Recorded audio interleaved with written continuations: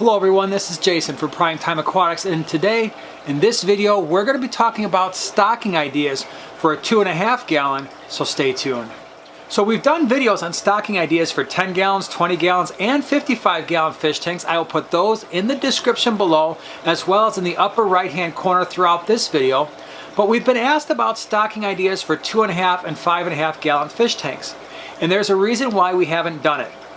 A 2.5 gallon fish tank is a very difficult tank to stock properly in my opinion, but we're going to try to tackle that issue here in this video. So we have some challenges when it comes to a 2.5 gallon. One, it's just 2.5 gallons of water, and the second thing is the dimensions aren't very big. So we're looking for a couple things when it comes to stocking a 2.5 gallon. The first is we want fish that stay relatively small, of course. But the second thing, and something that's just as important, is we want fish that aren't going to be overly active and that they don't need a lot of swimming space. So with those two challenges in mind, we're going to come up with some fish that might work in a 2.5 gallon fish tank. I think perhaps one of the fish that really stands out is, can you keep a Betta in a 2.5 gallon? And this is going to be a controversial answer, and this whole video is kind of controversial, and having a fish tank this small. We have, in our entire fish room, right now we have 62 tanks set up. We have two 2.5 gallon fish tanks, and they're actually upstairs in the kitchen. In both of those 2.5 gallons, we have one Betta in each one. Now again, there are a lot of opinions on this. I personally feel a Betta, the minimum tank size would be a 2.5 gallon. Obviously, the larger you go, the better. But there's a couple reasons why I think a Betta might be okay in a 2.5 gallon. One, I'm assuming the Betta is going to be by itself. With other fish in the tank, one of two problems could arise. If the fish are more aggressive, they could really hurt that Betta and fin nip it. If the fish are less aggressive, like maybe some guppies, the Betta will probably attack those fish. And with just 2.5 gallons of water, there really isn't any space for the fish that's being bullied to escape to, and that could be an issue. But a single Betta in a 2.5 gallon, as we have upstairs in our kitchen, might just work. And so you see these two tanks, and both of them are nicely set up. Joanna hardscaped both of them. We've got some live plants and some wood and some rocks, and the Betta is the fish in the tank. Again, I wouldn't really recommend putting other fish in a tank this small with a Betta, but I think this works out pretty well. And of course, the nice thing about a Betta is you can get many different color varieties, many different fin varieties. You can get Bettas at big box stores for just a few dollars. You could spend thousands of dollars on Bettas, and so there's usually something for everyone when it comes to Bettas in terms of coloration and personality. They're great looking fish, and again, in a planted tank, or maybe it's just a nicely aquascape tank where the Betta is a centerpiece, it's pretty nice to look at. And of course, for the most part, when it comes to Bettas, they're not overly active. They've got all those long fins, which makes it very hard for them to swim on a consistent basis. Now, yes, there are some very active Bettas. We've had them in the past. I've got friends who have some very active Bettas, but for the most part, they tend to be a little bit more relaxed than, let's say, some of our Tetras or something like that. One of the things I want to tackle in this video when it comes to a 2.5 gallon is there are fish that are a bad fit for a 2.5, even though they're small. A lot of the Tetras come to mind, maybe neon Tetras or glow light Tetras. These are fish that stay relatively small, but they're also very active. And not only are they active swimmers, they like to be in larger groups to feel comfortable.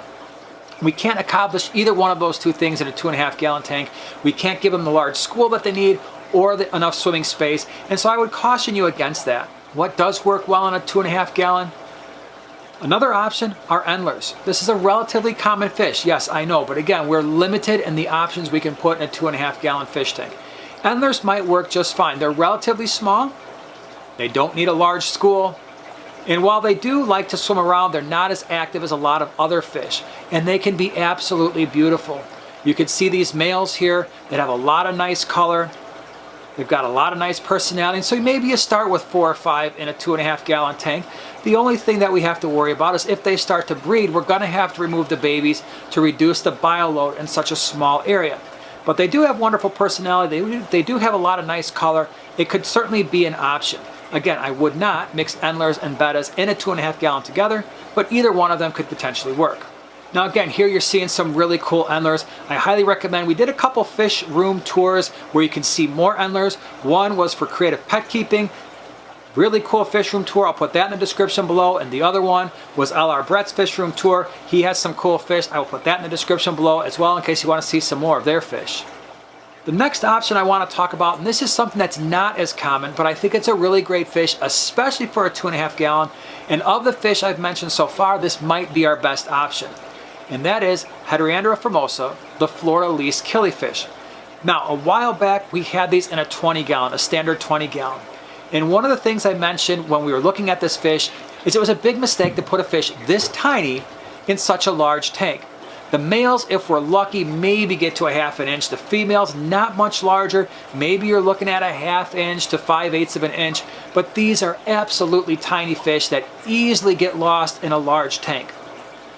5, 6, 7 Heteranodon formosa in a 2.5 gallon tank would probably work out just fine. Now again, when it comes to breeding, they are live bears, similar to guppies and similar to the endlers.